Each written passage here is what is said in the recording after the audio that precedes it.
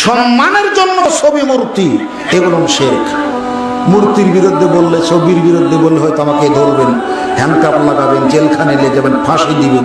এটা আমি জানি, এটা আমি জানি, তবে এটাও আমি জানি আল্লাহুম্মা লা মানি গেলে মা আতাইতা ওয়ালা মুতে গেলে মা মানাতা ওয়ালা ইয়ানফাউ জাল জাদ্দে মিনকাল জাদ্দু। পড়ে না সালাম ফেরানোর পরে অর্থ জানেন? আল্লাহ তুমি যেটা দিতে চাচ্ছ পৃথিবীর কেউ রদ করতে পারে না, আর যেটা তুমি রদ করবা এটা পৃথিবীর কেউ দিতে পারে না। ক্রস ফায়ারে যদি আমার মৃত্যু থাকে পৃথিবীর কেউ বাঁচাতে পারবেন না, আর যদি আমার ক্রস ফায়ারে মৃত্যু না থাকে কেউ আমাকে মারতে পারবে না। আমাকে ঠেকাবেন মূর্তির বিরুদ্ধে বললে, যে দেশের অসংখ্য মানুষ টাকার অভাবে চিকিৎসা পাচ্ছে না, যে দেশের অসংখ্য মানুষ অসুস্থ, টাকার অভাবে চিকিৎসা পাচ্ছে না, সেই দেশের জনগণের ইনকামের ট্যাক্সের ভ্যান চালানো, দিন মজুরি দেওয়া টাকা দিয়ে রাস্তাঘাটে মূর্তি বানিয়ে জাতির কখনো কোনো কল্যাণ হতে পারে? অসম্ভব।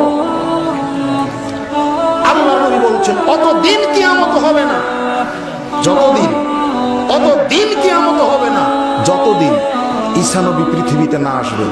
হবে কিয়ামত? ঈসা নবী আসার আগে কিয়ামত হবে? ঈসা নবী এসে কয়েকটা গুরুত্বপূর্ণ কাজ করবেন। এক, শুকুর হত্যা করবেন। কি হত্যা করবেন? শোর, খিনজির হত্যা করবেন তারপরে পৃথিবীতে। দুই, জিজিয়া তুলে দিবেন, ট্যাক্স চকিদারি, মাস্তানি, টেন্ডারবাজি, দখলবাজি, রাস্তাতে ভ্যানে, রিক্সার, অটোর, সিএনজি, ট্রাকের এই টুল শুল্ক আদায় করা বন্ধ করবেন, থাকবে না, লাগবে না। এরপর একটা কাজ তিনি করবেন, যত ছবি মূর্তি রাস্তা ঘাটে, মোড়ে মোড়ে, অফিস আদালতে আছে, বাপের, চাচার, চাচাতো ভাইয়ের, খালাতো ভাইয়ের, মামাতো ভাইয়ের, সবার মুখে লাঠি দিয়ে তিনি ভেঙে ফেলবেন। এর আগে কিয়ামত হবে না।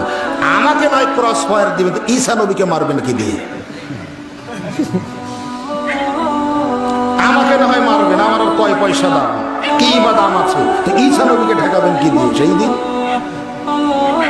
পথের মেনে নেওয়াই ভালো হবে, পথে হাদিসটা মানাই ভালো হবে, পথে হাদিসটা মানাই ভালো হবে।